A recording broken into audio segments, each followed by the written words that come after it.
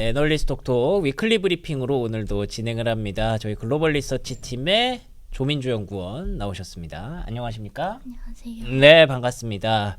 지난번에 저희 한번 만나 뵀었는데 이번이 두 번째입니다. 어떻게 좀 적응은 하셨나요, 방송에? 적응해 나가고 있는. 아, 그래요? 예, 벌써부터 두 번 만에 적응을 하셨군요. 예, 프로가 다 되셨군요. 아니, 뭐 혹시 뭐 곳곳에서 뭐 연락이 오거나 그렇지는 않습니까? 아주 조회수가 높던데. 운용사분들이 예. 몇 분이 세미나 요청을 주셔가지고 예. 감사하게도 아, 그래요? 네.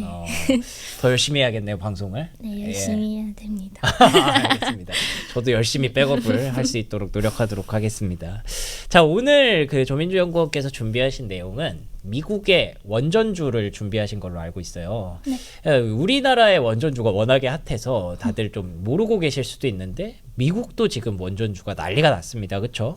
네. 그래서 미국에서 왜 이렇게 핫해지고 있는지에 대해서 먼저 설명을 해주시면 좋을 것 같아요. 네, 알겠습니다. 먼저 제일 좀 트리거가 됐던 게 뭐냐라고 하면 지난 5월 23일에 트럼프가 이제 원자력 발전 촉진을 위한 행정명령 4건을 서명을 했습니다. 골자 같은 경우에는 AI 기술 패권이랑 국가 안보를 위해서는 에너지 독립성이 필요하다. 그렇기 때문에 취임 직후에 발표한 에너지 비상사태의 일환으로 좀 볼 수 있는 행정명령이었다라고 볼 수 있고요. 네, 그래서 주요 공약 같은 경우에는 크게 4가지로 나눌 수 있는데 첫 번째 같은 경우에는 이제 2050년까지 원자력 발전 용량을 현재가 지금 100기가와트 수준인데 4배 정도 확대된 400기가와트로 확대를 하겠다라는 거고 예. 두 번째는 이제 79년도에 원전 사고가 발생을 하면서 그 이후에 좀 연방 안전 구정이 강화가 되면서 원전에 대한 건설 속도와 그리고 새 원자료에 대한 승인 여부를 좀 빠르게 18개월 이내로 결정하는 게 좀 골자다라고 말씀드릴 수 있고 세 번째 같은 경우에는 이제 국방용 그리고 데이터 센터용에 활용되는 SMR 소형 모듈 원자로에 대한 좀 적극적인 자금 지원 투자를 좀 실시하겠다라는 거고 마지막으로는 이제 군 기지 지하에 미군 전용으로 이제 설치가 된 데이터 센터에는 SMR 건설을 빠르면 2028년 9월 30일까지 설치를 해서 운영을 해야 된다라는 게 좀 주요 내용이었다라고 말씀드릴 수 있을 것 같고요. 네, 크게 이게 갑자기 이렇게 행정명령까지 나오면서 발표가 된 배경이 뭐냐라고 했을 때는 뒤에 제가 그래프를 몇 개 넣어놨는데 일단 저배출 전력원별 발전량을 보더라도 원재력 같은 경우에는 수력 다음으로 가장 큰 발전량을 가지고 있는 애기도 하고 그리고 트럼프가 제일 중점적으로 보는 이유는 아무래도 우라늄이나 원전 같은 애들이 지금 최근에 중국이나 러시아에 대한 건설 비중이 거의 높아진 상황이기 때문에 그런 측면에서 이걸 국가 안보로 연결시키고 있는 걸로 좀 추정을 할 수가 있다라고 보고 있고요. 우라늄 생산량 같은 경우에도 지금 카자흐스탄이나 호주 그리고 설비 용량 같은 경우에는 러시아와 중국 비중이 굉장히 높은 상황이기 때문에 그뿐만 아니라 그 뒤에 보시면 최근에 2017년부터의 러시아 설계, 중국 설계 그리고 기타 국가에서 이제 원전을 착공한 건수를 좀 봤을 때는 대부분이 다 러시아와 중국에 집중되어 있는 상황입니다. 그러네요. 네, 지금 위에 보시면 이제 주요국의 원전 개수랑 설비 용량을 지금 나타낸 건데 미국이 100기가와트로 전 세계에서 가장 높은 수준을 가지고 있음에도 불구하고 최근에 중국이나 러시아 같은 애들이 이거에 대한 좀 발전 상황이 좀 높아지고 있는 상황이라서 이거에 대해서 좀 경각심을 가지고 있는 거라고 보고 있는 상황이고요. 그리고 뿐만 아니라 AI 같은 경우에는 트럼프가 생각하는 기술 패권 중 가장 중요한 포인트 중 하나이기 때문에 그런 측면에서 데이터 센터는 이제 그냥 상업용이 아니라 거의 국방용과 데이터 센터용에도 SMR을 자금 지원을 하겠다고 말을 하는 걸 봤을 때는 데이터 센터도 이제 국가 안보라고 생각을 하는 걸로 저는 생각을 하고 있는 것 같습니다. 결국에는 트럼프 대통령이 이런 행정명령을 만들 수밖에 없는 이유가 있는 거죠. AI를 돌려야 되니까. AI 측면에서는 지금 사실 미국도 어떻게 보면 넓게 보면 도전자 중에 하나잖아요. 그렇죠. AI라는 세상이 워낙에 좀 미지의 세상이기 때문에 그 도전자의 깃발을 왕관을 누가 쓰느냐를 놓고 지금 미국이 조금 더 앞서가고 있는 그런 상황인데 중국이랑 러시아랑 격차를 계속 벌리려면 데이터 센터 더 많이 지어야 되고 전력 확보는 더 필요하니까 원전과 관련된 행정명령이 당연히 나와야 되는 거고 그리고 또 명분이 되게 좋은 것 같아요. 네, 맞습니다. 예, 이 원전이라는 게 어떻게 보면은 굉장히 친환경적이고 물론 사고의 위험은 있지만 친환경적인 것도 있고 그리고 전력을 굉장히 빠르게 획득할 수 있는 주요한 자원인데 근데 그걸 중국이랑 러시아가 지금까지 계속 짓고 있으니까 네. 미국 측에서 다시 드라이브를 걸어야 한다. 뭐 메이크 아메리카 그레이트 어게인을 또 네, 맞습니다. 그 외침이랑도 또 맞아 들어가는 것 같고요. 그래서 원전주가 미국에서도 이렇게 핫해지는 것 같은데 그러면 단기적으로 좀 볼만한 모멘텀들은 우리가 뭘 정리해두면 좋을지 궁금해요.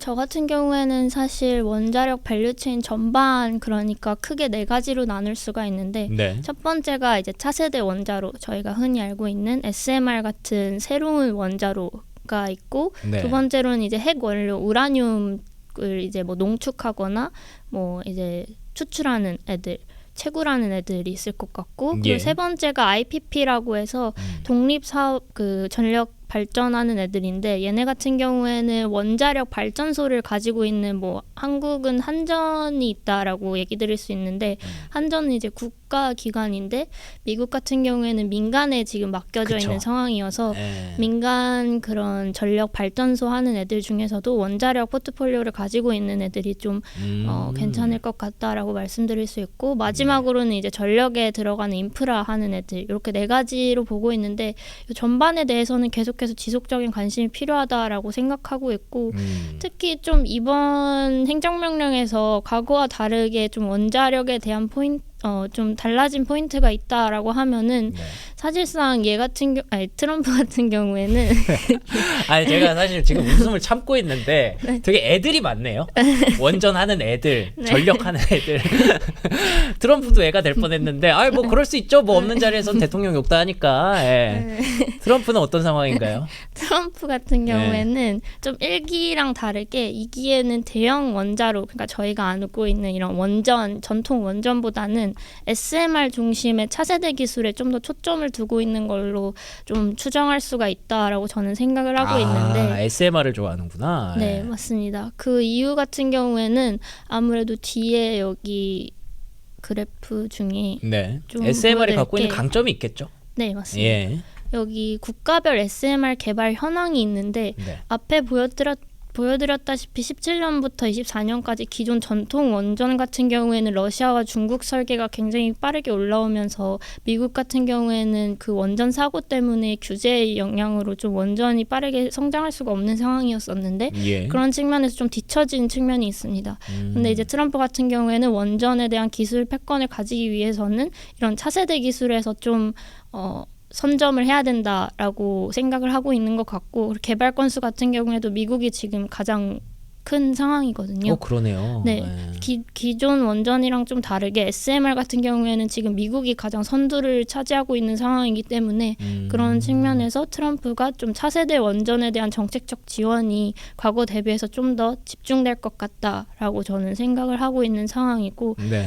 그리고 이제 뭐 2050년까지 뭐 4배로 확대를 하겠다고 했는데 아무래도 기존 원전 같은 경우에는 최소 5년에서 10년의 건설 기간이 좀 필요로 하기도 하고 그리고 사고의 그 위험성도 좀 크다 보니까 그런 측면에서 기존 대형 원자로의 가장 큰 단점이었던 구축 비용이나 뭐 건설 기간을 보완할 수 있는 게 아무래도 SMR이어서 이거에 대한 좀 개발이 좀 가속화될 거다라는 게 이제 이번 행정명령에서 좀 가장 큰 포인트였다라고 볼 수 있고 그리고 그렇다면 기존 원전은 뭐 새로운 원전을 좀 적극적으로 짓기보다는 새로운 원전은 차세대 원자로로 좀 대체하되 기존에 폐쇄되었던 원전이나 뭐 아니면 건설이 중단되었던 규제로 인해서 건설이 좀 지연되었던 애들을 좀 가속화시키는 걸 이제 투 트랙으로 함께 진행된다는 점에서 좀 과거의 원전 시장과 좀 달라진 포인트라고 그러네요. 생각을 하고 있습니다. 예. 따라서 좀 중장기적인 관점에서 SMR이랑 그리고 발전 용량 확대를 봤을 때는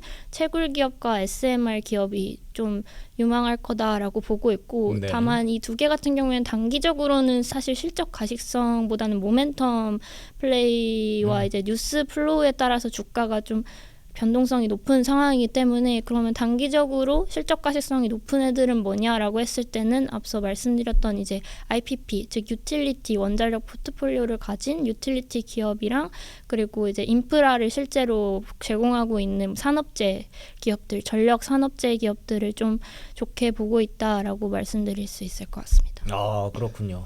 이 SMR이 갖고 있는 뭐 장점이 굉장히 명확하죠. 위험성이 조금 덜하다라는 부분들도 있을 것 같고, 트럼프 대통령이 생각하는 가장 큰 장점은 가장 앞서 있다라는 게 큰 것 같아요. 미국이라는 나라가 다른 나라들에 비해서 이 SMR 기술력이 앞서 있다라는 것도 굉장히 크지 않을까. 이걸 강조를 해서 계속 띄워주면은 뭐 나쁠 게 없죠. 미국 입장에서는. 예, 그래서 SMR 기업을 봐야 되는데, 근데 사실 아까 뭐 건수 얘기해 주셨지만 그렇다고 해서 격차가 막 큰 것도 아니고, 예, 미국이 막 수백 개를 만든 것도 아니에요. 21개밖에 안 되기 때문에 이게 지금 당장 엄청나게 수익을 창출할 수 있다는 아직은 또 아닌 것 같아요. 네, 그래서 아까 말씀해 주신 대로 그런 기업들은 좀 중장기적으로 모멘텀 플레이로 계속 가져가시고, IPP 기업들, 우리가 좀 우리나라에서는 잘 헷갈릴 수 있지만 미국에서는 그 전력을 중간에서 이렇게 관리해주는 그런 기업들이 다 이제 그 사기업화되어 있기 때문에 그런 기업들을 중심으로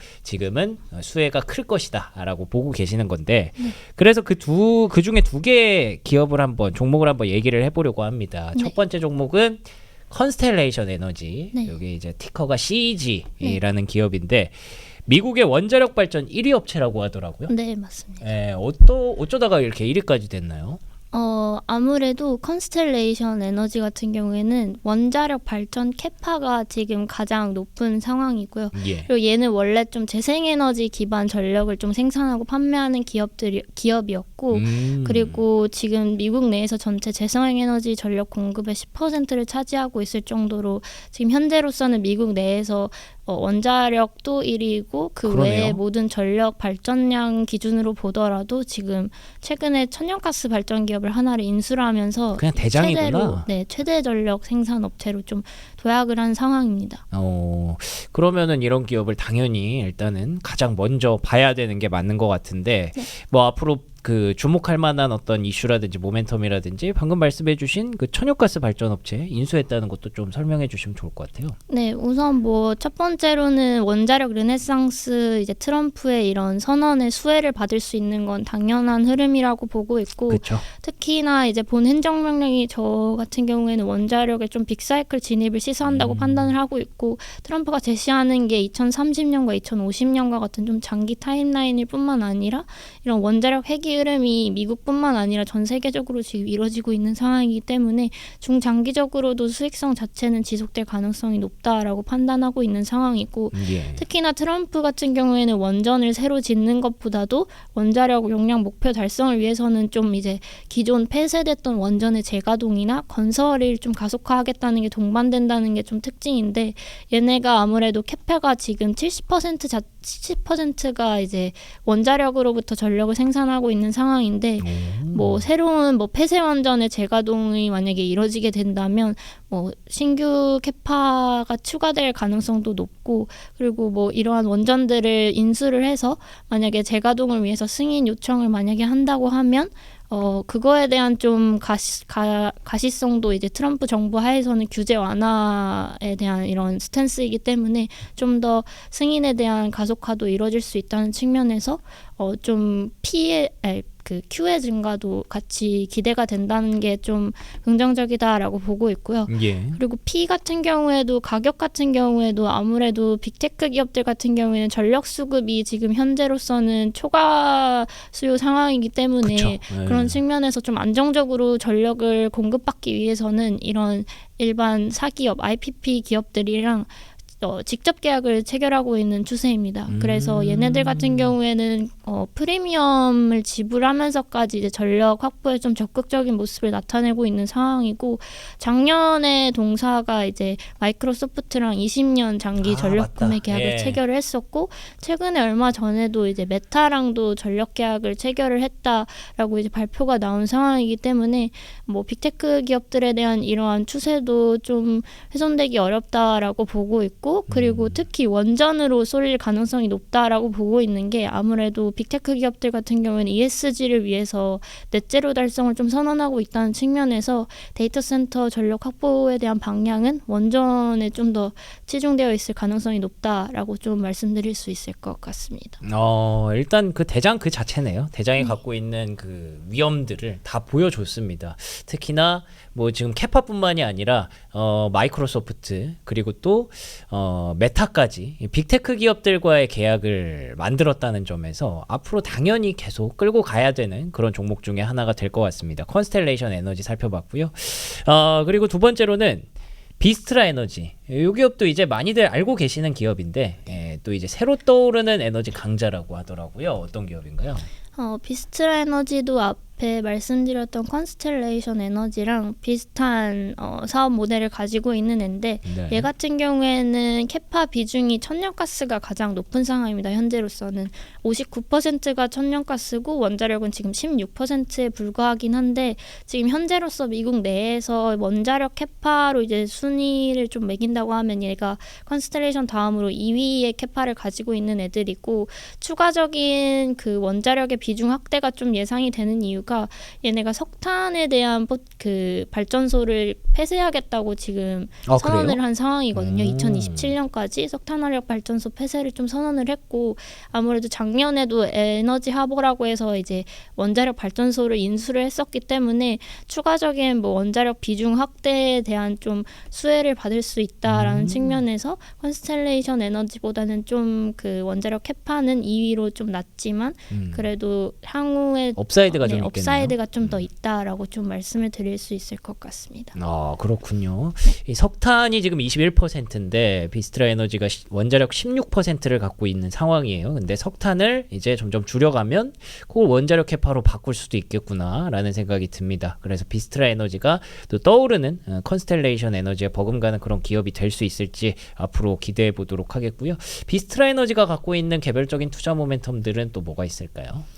뭐 예를 들면 지난 5월에 그 캐파 확장을 위해서 천연가스 발전소 7곳을 좀 인수를 하겠다고 발표를 했었고요. 예. 그리고 위에 컨스텔레이션 에너지도 제가 말씀을 못 드린 부분이 있는데 네. 얘네 같은 경우에도 천연가스 발전소를 최근에 인수를 하면서 지난 1월에 이제 칼파인이라고 해서 미국 최대 천연가스 발전 업체를 좀 인수를 발표를 하면서 예. 이 인수 때문에 미국 내 1위 전력 생산 업체로 좀 높아진 상황이거든요. 네네. 원래는 2위였었는데 이번 인수를 통해서 1위로 좀 올라온 상황이고 그리고 이런 인수가 만약에 적극적으로 이뤄진다고 하면 발전원에 대한 다각화뿐만 아니라 뭐 기존에 얘네가 가지고 있는 그런 원전 발전소들의 위치가 아무래도 그 데이터 센터가 많은 뭐 미국의 동부나 뭐 캘리포니아 그리고 뉴욕 뭐 텍사스 이런 데 좀 비중이 있는데 그런 데에 대한 그 집중되어 있던 전력 시장 포트폴리오도 좀 더 확대가 되면서 가격에 대한 프리미엄이 추가적으로 더 붙어줄 수 있는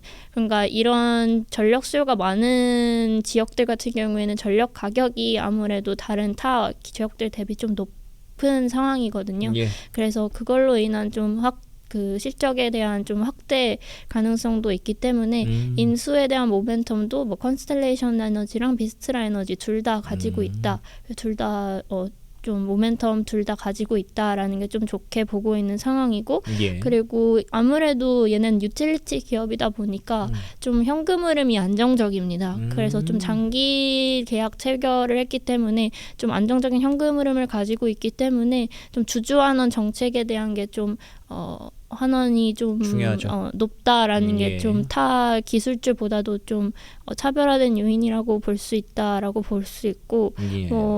그리고 뭐 단기적으로 전력 수급 환경이 뭐 해결되기 어렵다고 생각하고 있고 AI의 발전은 사실상 피할 수 없는 결과라고 생각을 하고 있기 때문에 미국 내에서 1위와 2위 원자력 생산 사업자라는 투자 포인트 자체는 가격이랑 뭐 캐파 증설각 같은 이런 P와 Q에 모두 긍정적인 모멘텀으로 작용할 거라고 생각을 하고 있어서 두 개 다 사실 저는 좋게 보고 있는 상황이고 예. 네 뭐가 더 우위에 있다라고는 말씀드리긴 어려울 것 어렵군요. 같습니다. 예. 그래도 51대 49는 있지 않습니까? 아무래도 네. 저는 뭔가 주가의 업사이드가 더 큰 걸 찾는다라고 하면 비스트라가 좀 더 클 것 같고요. 왜냐하면 아무래도 성장에 대한 더 그러네요. 큰 룸이 네, 남아 기대감이 있는 상황이기 크니까. 때문에 그래서 실제로 뭐 주가 같은 경우에도 뭐 똑같은 그 지원 정책안 뭐 행정명령 같은 게 발표가 되더라도 그 주가 그 성장률이 비스트라가 좀 더 높거든요. 아 그래요. 네. 그래서 탄력이 좀 더 좋구나. 네, 탄력성이 네. 좀 더 크다라고 말씀을 드리고 그 대신 또 이제 뭐 악재나 이런 민감도들도 그렇죠. 더 크게 반응을 하기 그것도 때문에 변동성이 될 수 있으니까. 네. 좋습니다. 이게 그러니까 투자 성향에 따라 좀 다를 수 있겠네요. 네. 컨스텔레이션 에너지를 좋아하시는 분들 조금 더 안정적인 선택지일 수 있을 것 같고요. 그래도 나는 그래도 좀 더 갔으면 좋겠어. 좀 변동성 버틸 수 있어 하시는 분들은 비스트라 쪽으로 한번 관심을 가져보시면 좋을 것 같습니다. 그렇지만 아까 말씀하신 대로 지금 AI는 뭐 당연히 가야 하는 길이고요. 거기서 원자력은 굉장히 필수적인 에너지로 전 세계가 지금 인정을 하게 됐습니다. 그렇기 때문에 이 두 기업이 갖고 있는 장점들을 고려해 보신다면 뭐 둘 다 지금 시점에서는 긍정적으로 볼 수 있는 종목이 될 것 같네요. 자, 뭐 이 자료 어디서 볼 수 있나요? 올려주시는데 저희 키움증권 홈페이지 가면 다 올라와 있는 거죠? 네, 맞습니다. 네, 저희 글로벌 리서치 팀에서 계속 자료 올려드리고 있으니까 그 자료 그 링크 첨부해 드릴 테니까 참고하시면 좋을 것 같습니다. 자, 그러면 조민주 연구원과 함께한 시간 여기서 마무리 짓도록 하겠습니다. 오늘 좋은 말씀 고맙습니다. 네, 감사합니다.